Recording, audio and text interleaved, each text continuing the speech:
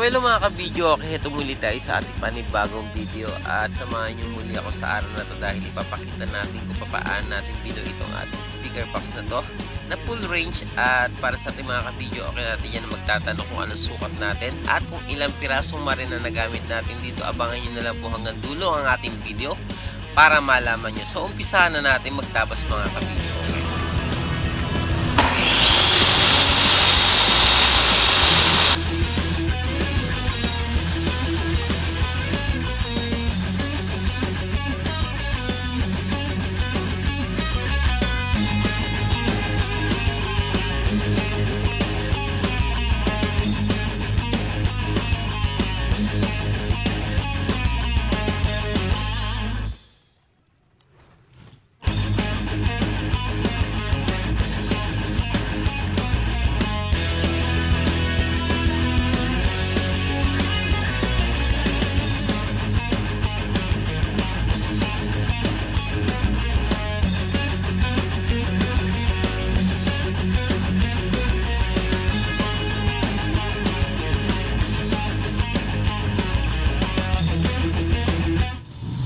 Okay, ito yung ating loob ng ating box mga ka-video. Okay, bago natin saraduhan dito, pakita ko muna yung loob natin.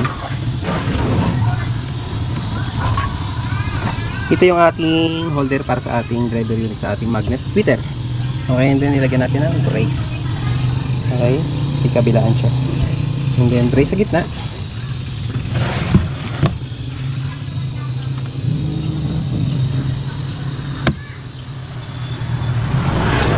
Okay, yun yung loob ng ating box.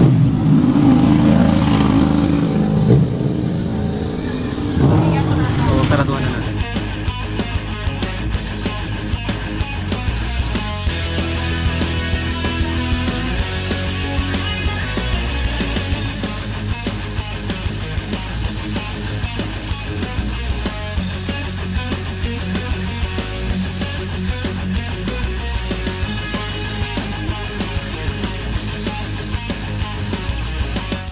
So sa pagpapatuloy natin video mga ka-video, okay, ibigay ko muna yung ating mga sukat sa tabas. Okay? So sa tabas tayo. Okay, so dito muna tayo sa loob. Okay, itong ating pangharap sa tabas mga ka-video, okay, ang taas niyan is sumaabot ng 66.2 cm. Okay? Yan yung taas niya sa tabas. And then itong lapad niya sa tabas ulit, ang sukat po niyan is 45.5 cm. Okay, yan. Ito yung ating side mga ka-video. Okay. Ang sukat natin sa tabas dito mula dito sa harap at dito sa dulo, ang sukat po niyan is umabot ng 45.5 okay cm. And then yung taas niya is 66.2 cm. Yan yung sukat natin sa tabas. Bali dalawang piraso to, kabilang side, 2 pieces pang side natin. Sa 45.5 mga ka-video, okay, medyo sosobra siya ng konti. Okay. And then dito sa ating back. Sa ating back naman mga ka-video, okay. Okay. Ang tabas natin dito is nasa 34.7 cm. Yung kanyang lapad. And then yung taas niya is nasa 66.2 cm. One piece para sa isang back. And then dito naman sa ibabaw natin, itaas at ibaba, isa lang po yung sukat natin sa tabas. At ang lapad niya mga ka-video, okay, is 48.4 cm. And then yung haba natin dito is 45.5 cm. Okay? Bali yan yung ating sukat sa mga tabas.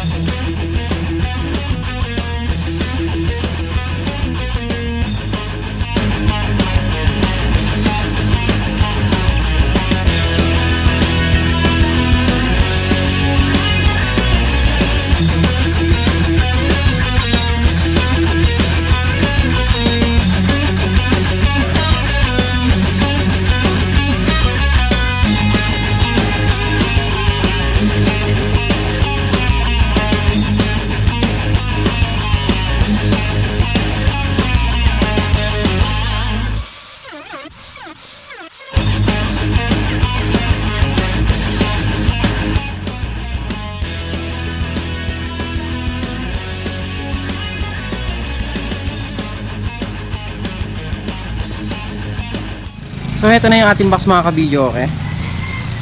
So kung mapapansin nyo dito sa side na to, yung ginawa natin dito is buo yung kahoy. Okay, wala siyang tabas dito, wala siyang hati. Di kagaya dito sa isa. Ayan, nagduktong tayo ng kahoy kasi kukulangin talaga yung isang kahoy. Pero kahit duktong to mga kabidyo, okay, matibay naman siya. So maganda lang tingnan kapag buo yung kahoy. Okay, pero hindi rin naman siya makikita. Kasi kapag tinextured na siya, hindi rin naman siya kita. Okay? So, meron din siyang brace dito. Ayan. Pinaka-stopper sa harap para mas matibay. Stopper sa harap para matibay.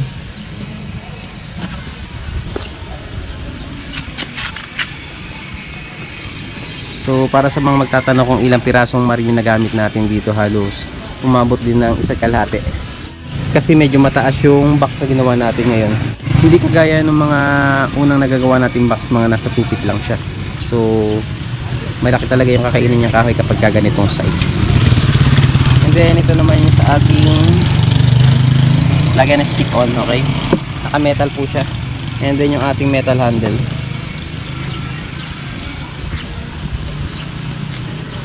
So yan yung ating speaker box. Pang D15. Okay, masilyain na natin. Gamit natin pang masilya yung ating flexiband at semento.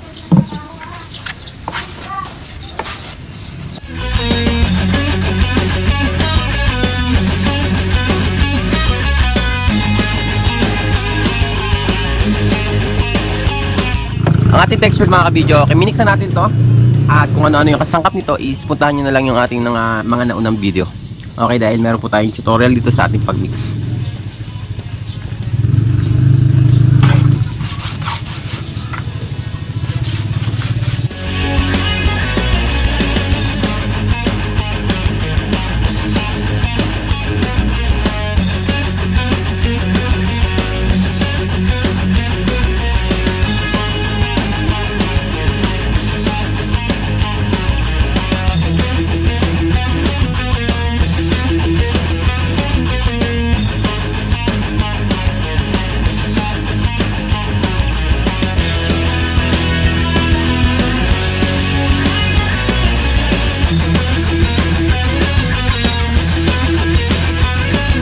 Tapos na nating liyahin mga kabidyo, okay, at ngayon naman is i-spray natin or bubugahan natin ng pintura kulay black.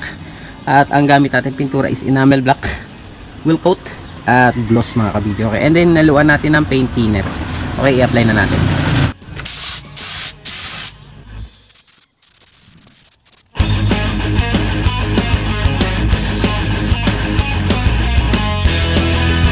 So ito na mga kabidyo, okay, yung ating box. Okay, after nating i-textured at pininturahan na natin, so tuyo na siya mga kabidyo, okay. Okay, so ganyan lang tayong gumawa ng speaker box. Okay, pinakita naman natin yung ating step by step sa ating pagbuo ng box hanggang sa pag-textured at sa pagpintura ng ating box. So dito mga kabidyo, okay, is accessories na lang at yung ating mga speaker box. Okay, so yan yung ating finished product sa ating speaker box. At ulitin lang natin kung ilang pirasong marin ang nagamit natin dito. Nagamit natin dito mga kabidyo, okay, dahil medyo mataas yung ating box. Nakagamit tayo dito ng mga 1 kalahati rin mga kabidyo, okay, para sa ating speaker box na pares na to. So hanggang dito na lang, sana nakatulong ang video natin ngayong araw na to para sa ating mga kabidyo, okay, natin dyan na gustong bumuo ng box nakagaya ng ginawa natin ngayong araw na to. At sa mga hindi pa po nagpa-follow or subscribe sa ating YouTube channel, subscribe na po kayo, and notification bell mga kabidyo, okay, idami nyo na para lagi po kayong updated sa ating mga ginagawa mga video, gayon din sa ating Facebook page mga kabidyo, okay. Kung nagustuhan nyo, ipaki-like and share nyo na rin po. At hanggang dito na lahat, maraming salamat at hanggang sa muli. God bless.